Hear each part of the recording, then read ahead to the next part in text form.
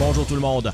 Aujourd'hui, pour l'émission 46, dans le cadre des élections fédérales du 28 avril prochain, nous avons lancé une invitation à tous les partis présents dans la circonscription d'Argenteuil-la-Petite-Nation.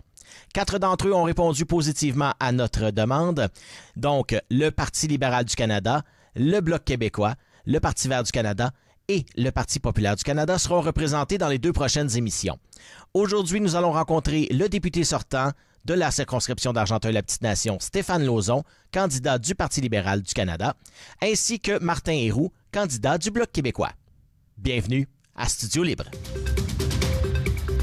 Dans le cadre des élections fédérales du 28 avril prochain, rencontrons le candidat libéral dans la circonscription d'Argenteuil-la-Petite-Nation, Stéphane Lauzon. Bonjour, M. Lauzon. Bonjour. Et donc, pour la première partie de l'entrevue, top 3 des dossiers principaux que vous allez faire le lendemain de l'élection. Là, vous attaquez à quoi? Bien, j'ai l'avantage d'avoir déjà commencé, donc j'ai eu l'occasion de rencontrer tous les maires, toutes les maires de la circonscription, et il y a une mobilisation au moment où on se parle pour un transport de personnes, c'est-à-dire un transport qui va partir de La Chute ou Montréal jusqu'à Ottawa. Ça va nous permettre aux étudiants d'aller à l'école dans la région de la Capitale-Nationale ou à Montréal, profiter des cégeps, des universités et garder nos jeunes à la maison. Aussi pour les travailleurs qui vont venir travailler dans la circonscription, dans le communautaire ou travailler dans le tourisme. On a aussi un projet qui est important. Vous savez, j'ai été le grand défenseur des réseaux Internet et le réseau cellulaire est à faire maintenant. Mm-hmm. Donc, plusieurs endroits dans la circonscription. On a à peine à avoir une ligne. Donc, pour la sécurité des gens, lorsqu'on se transporte dans la circonscription, il est important de développer le réseau cellulaire. Pour plusieurs raisons, aussi pour le télétravail. Il y a des gens qui utilisent de plus en plus les lignes téléphoniques pour travailler des chalets ou des maisons secondaires. Donc, pour moi, développer le réseau cellulaire est aussi important. Et effectivement, j'ai toujours porté une importance à la communauté. Donc, tous les programmes qui sont en bien avec la communauté, que ce soit pour les aînés, avec les programmes Mieux vieillir chez soi, Nouveau Horizon, les allocations familiales pour enfants, pour les familles, travailler pour la communauté, ça c'est important pour moi, puis je veux continuer dans ce sens-là. Et donc, comment on va s'y prendre pour avoir un service de transport qui a du bon sens et que les gens vont adopter? Bien, je travaille présentement avec la ville de Gatineau pour nécessairement bien desservir l'ouest de ma circonscription. Le transport en commun à Gatineau fait pas part que des autres sociétés de transport ailleurs au Québec sont en déficit. Sont en déficit parce qu'on a besoin des investissements massifs. L'achat des véhicules, ainsi de suite, développer les réseaux, ça coûte cher. Et c'est jamais assez rentable pour payer tous les frais. Donc, les paliers de gouvernement doivent être là pour supporter le système de transport en commun. Maintenant, pour ma circonscription, ce qui est important, c'est effectivement avoir un prolongement du Rapibus qui se rend au boulevard de l'aéroport, ce qui était déjà dans les cartons et promis par la ville de Gatineau. Il y a eu des changements à la mairie, donc on doit ramener ça sur la table, en faire une priorité pour que les citoyens de l'ouest de ma circonscription puissent profiter de transport en commun à partir du bord de l'aéroport. Maintenant, il y avait le 6e lien à Gatineau. Mm-hmm. Bonne nouvelle, le caucus de l'Outaouais a annoncé du financement pour l'étape de faisabilité. On parle plus d'études, les études sont terminées. On parle comment le construire, on parle de comment investir, comment il va nous coûter, puis où on va passer sur l'île. Pas le trajet, je pense qu'il est décidé. La CCN a ça en main. Et le transport en général, pour la circonscription, ben l'avenue, c'est à la demande de toutes les municipalités. On travaille par résolution. J'ai une résolution pour à peu près toutes les municipalités qui longent le corridor de Montréal à Ottawa pour un train de banlieue on veut remettre sur les rails un service à la population pour mieux servir le transport, parce qu'on n'aura jamais de transport en commun dans la ruralité. On n'aura pas de déversement des régions éloignées qui vient s'approvisionner d'un transport commun sur une route principale. Donc, pour moi, c'est important d'offrir un transport d'ouest en est ou de l'est en ouest. Et du côté d'Internet, c'est à peu près le même principe, parce que d'aller chercher des ruralités pour les connecter au réseau à une vitesse haute vitesse, c'est quand même assez dispendieux et les compagnies, évidemment, ont peut-être pas l'intention naturellement d'aller vers ces coins-là qui ont peu de gens, donc peu de services et qui va coûter très cher à reconnecter. Donc, comment le gouvernement fédéral peut aider là-dedans? Bien, une bonne nouvelle parce que le projet de l'Internet Québec et Canada vient de Argenteuil-la-Petite-Nation. C'est une mobilisation que j'ai eue dans ma campagne électorale. On en a parlé en 2014 et en 2015. Et il y avait beaucoup de sceptiques à l'époque qui nous disaient qu'on ne verra pas ça tant de mon vivant. Maintenant, on a pris le dossier en charge en 2015.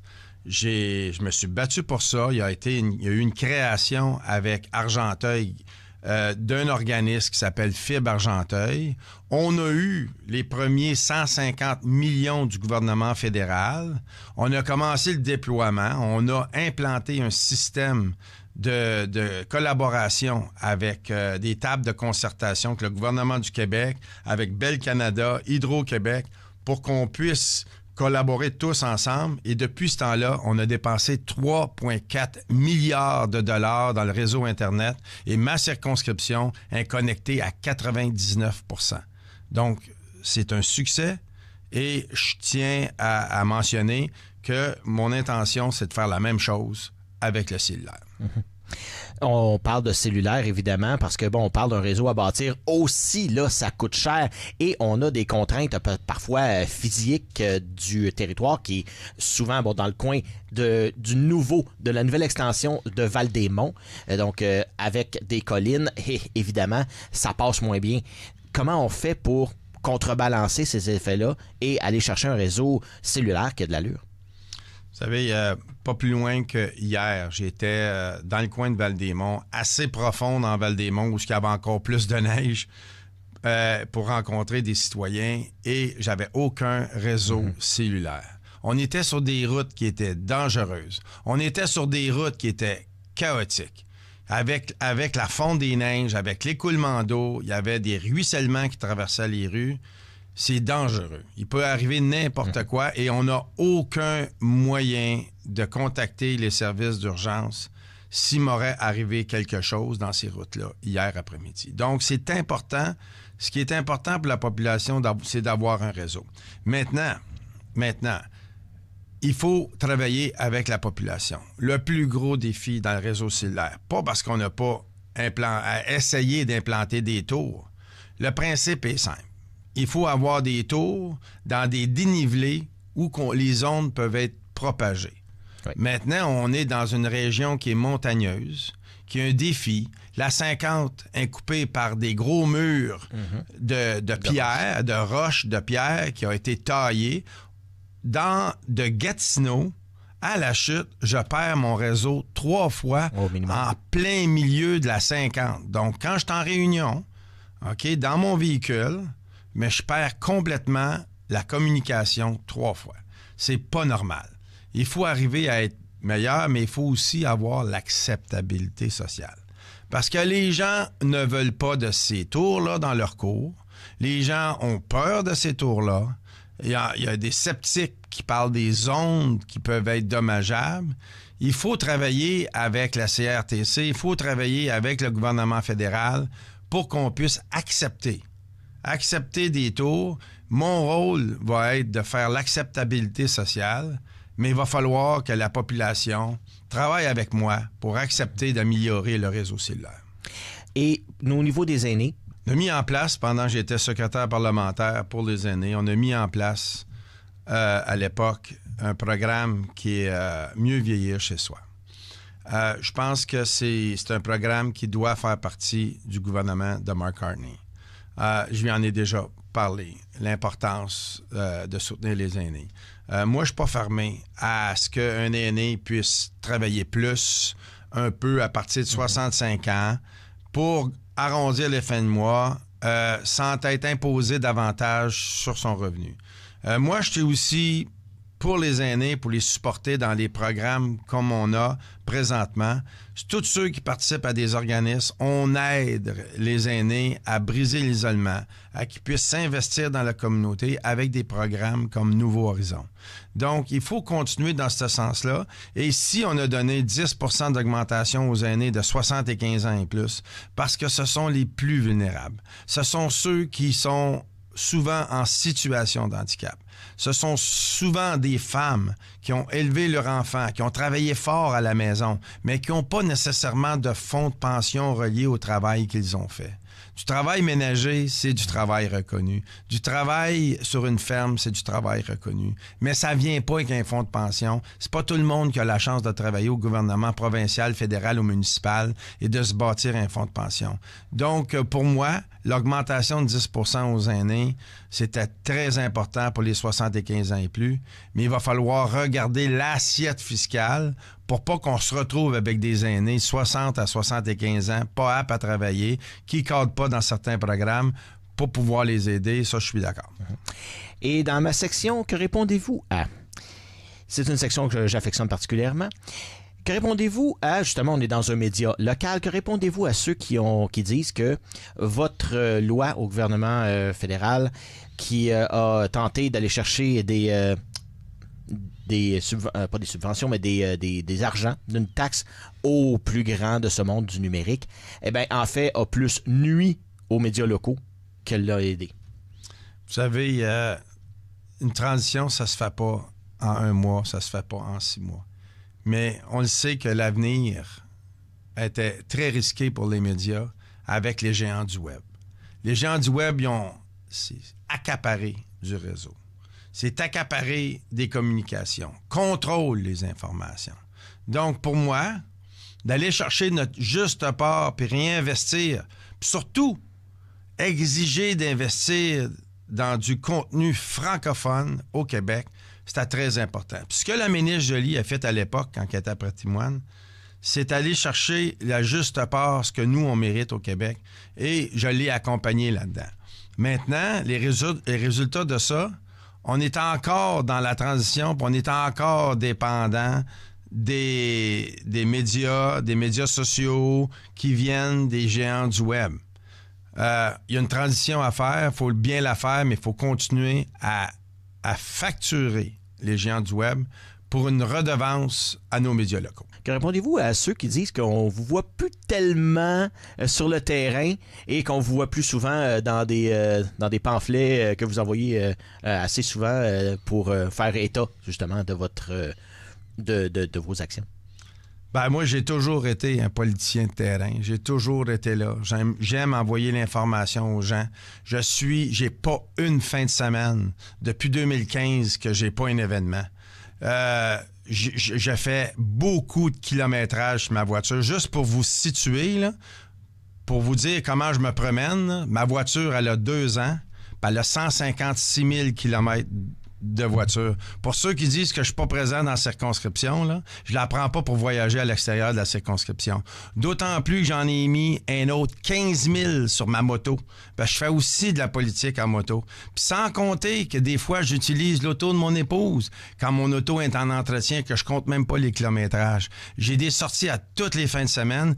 Tout le monde me connaît dans la communauté. Ils savent que je vais venir. J'ai des invitations qui mouillent de partout et je tiens à maintenir ce statut-là comme un député de terrain. Merci beaucoup, Stéphane Lauzon, et bonne chance pour les élections du 28 avril. Merci! Rencontrons donc maintenant le candidat du Bloc québécois dans la circonscription d'Argenteuil-la-Petite-Nation, M. Martin Roux. Bonjour. Bonjour. Et donc, on va y aller tout de suite dans le vif du sujet. Le top 3 des dossiers prioritaires, quels sont-ils pour vous? Ben moi, j'ai mis ça sous forme de pyramide. Alors, il y a la base, le milieu et le toit de tout ça. Donc, je vais vous les nommer. La base, évidemment, l'environnement, les aînés, le logement. J'ai mis ça en un trio qui est évidemment de base pour les racines de ce que nous sommes. Le moteur, ce serait l'agriculture, le bois, la gestion de l'offre. Et au-dessus de tout ça, ce qui chapeaute tout ça, ce qui découle sur tout ça aussi, c'est la culture. Et donc, on va y aller avec les aînés, l'environnement. Parfait. Comment on met tout ça ensemble ensemble pour que ça ait de l'allure et que... Un sens. Un sens, Mais le sens, c'est ça, c'est la base de tout. Si on n'a pas l'environnement, si on n'avait pas les aînés qui ont construit ce que nous sommes aujourd'hui, tant en infrastructure qu'en société, et s'il n'y a pas le logement, tout ça, on n'est pas ici. Donc, si je décortique ça un peu, l'environnement, évidemment, ici, au Bloc québécois, et ce qu'on nous dit au niveau des libéraux, entre autres, que peut-être on veut un corridor énergétique, passer ça par peut-être Saint-André d'Argenteuil. Donc, si GNL renaît, ce sera épouvantable pour nous. Économiquement, on n'a rien là-dedans qui va nous aider. Il y a quelques emplois, puis de toute façon, le gaz, dans quelques années, on s'en va pas vers là, on s'en va ailleurs. Après ça, les aînés, évidemment, le Bloc québécois a travaillé fort là-dessus. Ça s'est tombé au feuilleton parce qu'on a eu des élections, mais les aînés de 64 à 75 ans ont 10 % de moins, évidemment, en pouvoir d'achat. Nous, on dit, voyons, comment ça qu'il y a 2 classes d'aînés? Alors, refaisons cela. Donc, quand on retournera en chambre, on va revenir avec ça parce que ça n'a pas de sens. Ces gens-là mérite.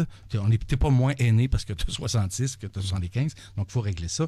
Et le logement, évidemment, ça, je l'entends beaucoup parler au niveau des MRC aussi, c'est un problème. Donc, si on peut régler ça, ou au moins en parler le plus possible, c'est ce dont on me parle, moi, dans mes vox pop, dans mon porte-à-porte, ou encore avec les chambres de commerce, ou encore avec les MRC. C'est ça dont on me parle. Au milieu, il y aurait l'agriculture, la gestion de l'offre. Évidemment, c'est notre bébé au Bloc. Alors, la gestion de l'offre, c'est pas seulement pour les agriculteurs qui sont sur le terrain, qui en ont absolument besoin, mais c'est aussi pour les consommateurs les consommateurs que nous sommes. Et quand on va à l'épicerie, ça pousse pas des arbres, des œufs et du poulet et du lait. Donc, la gestion de l'offre, c'est un modèle extraordinaire dont on est envié partout dans le monde. Et puis là, il est sur la table en ce moment. Le Canada veut mettre ça sur la table pour négocier avec M. Trump qui n'aime pas ça. Pour nous, consommateurs, avoir du lait avec des antibiotiques, avoir des œufs, on a un gros problème d'œufs là, en ce moment, là, oui, effectivement. avec la grippe aviaire et tout ça. Donc, ça ici, c'est très important des deux côtés, parce que les fermes laitières que l'on a, les fermes d'œufs et de poulets, ils sont à grandeur familiale, un peu plus grosse également, mais ce qu'on connaît du côté des États-Unis, c'est gigantesque. Et ce qu'on aura, donc, c'est la qualité va en souffrir et les gens ici, les agriculteurs du coin et de partout au Québec, au Canada, vont perdre ça. Et nous, donc, c'est doublement perdant. Donc, il faut absolument régler ça. C'est ce que j'appelle le moteur économique de tout ça. Le bois, justement, on en parlait hier. Il faut absolument des liquidités là-dessus. Très important ici aussi, d'ailleurs. C'est ça. Donc, il faut des liquidités pour passer à travers ce qu'on passe en ce moment, qui sera momentané. On le sait. Moment n'est pas patané aussi. Là, on est un peu tout tanné de ce qui se passe avec les États-Unis. Donc, ça recule, ça avance. L'instabilité fait en sorte que c'est épouvantable. Donc, il n'y a pas de Visibilité, merci. Donc, il n'y a pas de prévisibilité. Donc, il faut faire attention à ça. Donc, il faut aider notre industrie et aussi l'aider à la 2e et 3e transformation parce qu'on n'est pas seulement qu'un producteur pour donner notre bois. Il faut faire quelque chose avec. Le bois est beaucoup plus rentable en 2e et en 3e transformation. Puis, c'est bien ça. L'agriculture, la gestion de l'offre, le bois, tout ça va ensemble. Et après ça, côté culture. Tout ça, côté culture, qui nous sommes? On est qui, nous autres? Hein, dans ce 3% de francophones qui habitent en Amérique, on est qui? Comment ça qu'on s'en sort si bien culturellement? Comment ça qu'on fait des films qui sont vus à l'étranger? Comment ça qu'on a une chanson très forte? On a des institutions culturelles très fortes. Donc, il faut prendre soin de ça avec la langue, évidemment. C'est ça qui est le moteur de la culture ici. Donc, il faut faire en sorte aussi avec les GAFAM qui sont partout, avec cette taxe-là qu'on donne, ça serait intéressant que cette taxe-là demeure et qu'elle soit réinvestie dans notre milieu culturel ici. Donc, ça, c'est très important parce qu'on perd beaucoup. Des radios comme ici, des télévisions et tout ça. Tout le monde se sert de Facebook, tout le monde se sert d'Instagram, mais cet argent-là s'en va au diable vert et ne revient jamais ici. Donc, il faut faire attention à nos médias aussi locaux, entre autres. Donc, c'est ça, la culture. Moi, c'est mes 3 priorités. Et c'est ce que j'entends quand je fais du porte-à-porte avec les gens. Ils me parlent de ça. Nous, on est fiers de ce que nous sommes. On veut pas disparaître. Puis je te dirais, pour faire un lien avec tout ça, moi, j'ai 3 enfants, puis mes enfants, papa, il en parle souvent de la culture, il en parle souvent du Québec depuis longtemps, et donc ils sont sensibilisés, mais leurs amis autour, non. On n'a plus accès à la culture immédiate, à ce qui se passe aux alentours de nous. Moi, j'appelle ça vivre en écran distant. Les gens sont devant l'écran, puis ils ne savent pas où ils vivent. Donc, il faut faire attention à ça. Il faut faire attention pour ne pas disparaître non plus. C'est se louisianiser qu'on dit.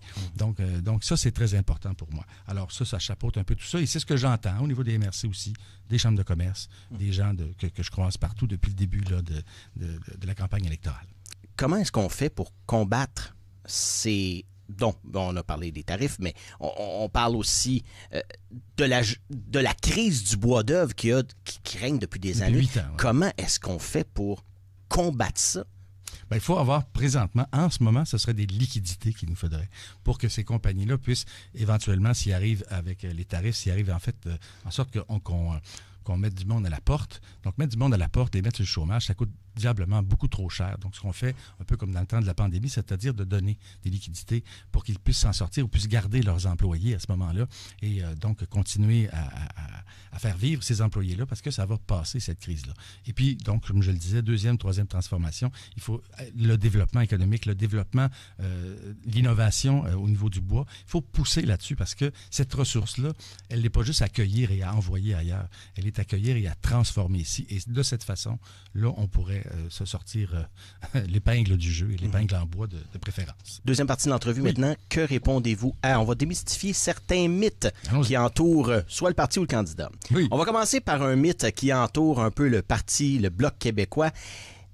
Et que répondez-vous à ceux qui disent que, présentement, surtout cette élection-ci, eh bien, le Bloc québécois divise le vote et favorise l'un ou l'autre des partis. Et c'est un peu ce que le parti des deux, là, soit libéral ou conservateur, qui ne gagnera pas, va peut-être dire le Bloc québécois nous a coûté la victoire et ou la majorité. Que répondez-vous à ces gens-là? Ben, je réponds qu'il faut voter avec son cœur, il faut voter avec ses convictions surtout. Donc, ce que les autres partis pensent de nous, bon, je m'en bats un peu la paupière.